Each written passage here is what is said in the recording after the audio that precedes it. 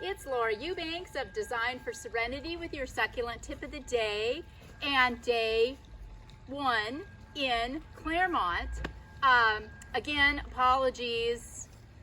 So I bought a new mic. I got the exact same kind as I had before, but it's a newer version, so it requires a different adapter. So the adapter is on order, but you're just gonna have to turn up your volume. I'm sorry guys, but we'll get back on track ASAP. Meanwhile, I wanted to show you this fantastic concrete planter that I'm working into our installation, and I thought I'd plant some of it out and talk a little bit about my process, such as it is. So what I've got here is a giant Ruffly Echeveria gibiflora hybrid. I've got Crassula platyphylla. This is the one that turns burgundy when stressed. I've got a Echeveria. It was labeled Afterglow, but I don't think so. I've got an Echeveria Neon Breakers and some Graptosedum Blue Giant. So these are the plants that are going to be going into this concrete planter, but I don't want it to just be soft. I want it to look a little bit edgy. So I have gotten into the habit of cutting and hardening off Cameronii at home and then bringing one that's been beautifully stressed to installations. So this guy, I cut this off months ago. It has literally just been sitting in my garden, doing absolutely nothing except looking gorgeous. So I'm gonna take this hardened off Cameronii cutting and I'm gonna stick it right here. Okay, leave that one. Now, it's not really buried. It's just basically kind of touching the top of the soil. But look at that gorgeous contrast. Not only do I have the edges of the Cameronii against the roughness of the Echeveria, but as soon as these stress, they're basically going to be twinsies and match in color. So the next thing I'm going to plant is going to be my Neon Breakers. It's important to ultimately to know how these plants are going to grow. But you know what, even if you don't let that stop you from making an arrangement, because these plants are so close to rubber. If you're not happy with how it grows, you can always dig it up and move it. So this is just stuff I learned from trial and error. So you can see that I distressed most of the soil off of the root ball. I don't need all that. One of the ways that I can plant really compact is by reducing the amount of soil. You do want to make sure that as you go, you're packing the plant down tight into the substrate so there aren't a lot of air pockets, which will cause the plant to dry out perhaps too rapidly. All right, now, see, I've got kind of this awkward area left. It's like, well, gosh, what do? I don't want anything that's going to grow tall. I've got to be able to get in between the arms of this Cameronii. So this fantastic little rosette, I can just break up into pieces like so, because these are all planted as plugs anyway. So I'm going to just take it back to the plug state and just start tucking these in like so. See, this gives me control over where they go. Oh, that's so pretty. Love that. Love the way that looks. What did we call this? Blue Giant? Moonstone? It was, yeah, Graptosedum Blue Giant. What a great companion with the Neon Breakers and the Cameronii. Love, love, love, love that contrast. So here I go with my Blue Giants. I've got another 1 gallon can of them here, so I can do the same thing. Bust them up, divide them, and in we go. Can you visualize how beautiful this arrangement is going to be as time passes too? And then when this Cameronii throws off roots and starts to turn green, we'll just dig it out, cut off the roots, and reset it again. So mean.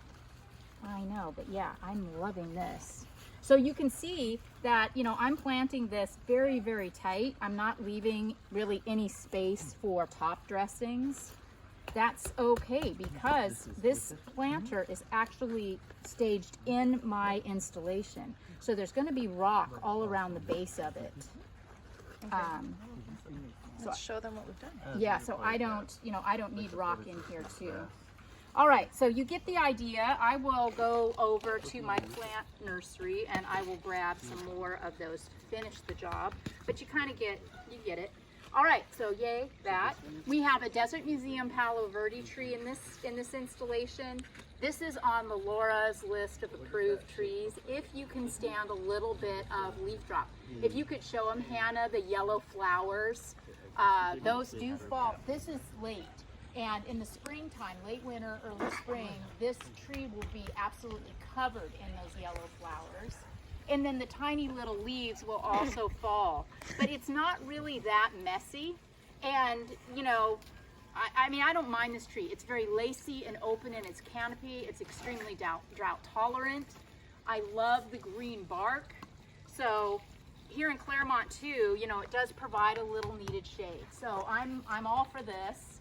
I'm going to be using in this installation a light colored top dressing to kind of off, you know, to kind of fend off a noticeable leaf drop. Okay, what have we done so far? Here we have 3 yards of soil that, you know, for the most part has been applied here in the middle. Then of course we have some over here on the flanks. This is the money shot. The clients love to sit out here in their patio, so I really wanted the bulk of the installation to be focused that direction. But nonetheless, it still is a 360 degree, and it needs to look good from every angle. But we've got a beautiful honey onyx fountain that Greg is in the process of installing right now. That'll be, you know, a real focal point in this garden, as will this fantastic Pachypodium lemerii. I don't even know how many trunks are on this. I got this at Hunter's Nursery in Spring Valley. It is absolutely magnificent. And a great choice under this Desert Museum too, because the Pachypodium will be so slow growing. Another hack, if you've got a plant that has the potential to get as big as an SUV and you want to control the size, is to put it in a pot. So this aloe ferox, you know, I needed weight over here on this corner to offset the Palo Verde. But I mean, let's face it, this can get, you know, massive. So I basically trimmed out all of the roots and planted it in this concrete planter. It should do just fine here. I'm going to continue to work in this area to draw the eye away from the irrigation valves. It's going to look fantastic. You're not even going to notice them when I'm done. So the idea is that from the patio, you'll have 2 points of entrance. You'll go this way, and you can also go that way so that you can get in and really observe the garden. The boulders are honey onyx, right, Greg? Yes. Yeah, honey onyx, and the striations are absolutely spectacular. They have mica in them, they sparkle, they're just absolutely stunning. You can see that I've mounded pretty substantially here, so I'm going to be bringing in a lot of smaller 1 foot minus boulders and rubble also to kind of shore up this installation. We'll check back later. Yeah, lots to do. We'll check back later. Okay, so Greg has staged the beautiful fountain. It is absolute perfection. We are going to be, we're just in the process of figuring out now some really fun things. We're still doing some spot planting and staging some small boulder and doing some shoring up of areas in the topography that are steep. But here's, as I told you, you know, kind of the money is from this perspective, and we want to do a really fabulous entry. We're talking DG pathways, we're doing Cali Gold Creates, we're going to be doing some fun pebbles to accentuate around the fountain, and, you know, just exciting stuff. But before you get too excited about rock, remember your irrigation. You can see that Greg has got his lines here. He's already plumbed for the subterranean drip. This black tubing, of course, will be buried beneath the ground. And he and the guys have to come through tomorrow and get water to all of these plants. So that takes a little while. I'm going to continue to find areas where I can pop in a little of this and a little of that, and also work with these really fun burgundy lava cinders, 6 to 12 inch, that we found at Ontario Building Supply. Greg and I are also going to be checking out Foothills. That's another rock yard nearby, and see what they have to offer. But you know, when you're dealing with mounding, you know, this dramatic, and you need to be, you have to remember that you've got to stage your rocks and your boulders strategically. First, on the dirt. You can do this before or after you run your irrigation. But not only does this look really good, but it also helps to retain the smaller rock from falling and rolling down into your pathways. I still haven't decided exactly what I'm going to do in the way of accent rock on top of my Cali Gold, but I can tell you this, it's going to be absolutely stunning. What else can I tell you? You can point out this really pretty Lucier. Oh gosh, yes, look at this Kalanchoe Lucier. Isn't that just impossible? That color is so majestic. Just absolutely stunning. You know, it's just amazing what a couple of days can do. This was just a nothing burger before we started. Yesterday there was a small DG pathway that ran right along here that we just obliterated because I wanted to open up the landscape, and I wanted my installation to be able to go from stem to stern. Oh, another challenge. So over here, you know, we've got our pathways, and I needed to figure out what I was going to do against the house.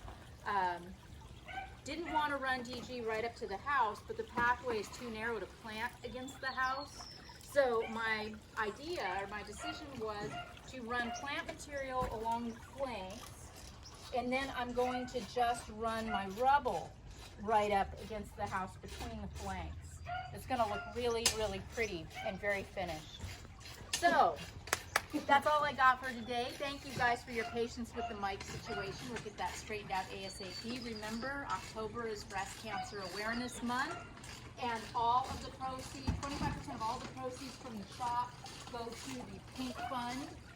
We've got some really cool, fun introductions there. So for those of you that love cats and you were whining because we had Bentley the Succulent dog gear and no cat gear, all of your dreams have now come true. So be sure and check out the shop, DFS, and get out in your gardens. It's a beautiful fall day. This has been Laura reporting from Claremont with Team DFS, Day 2, and your succulent tip of the day. Bye, guys.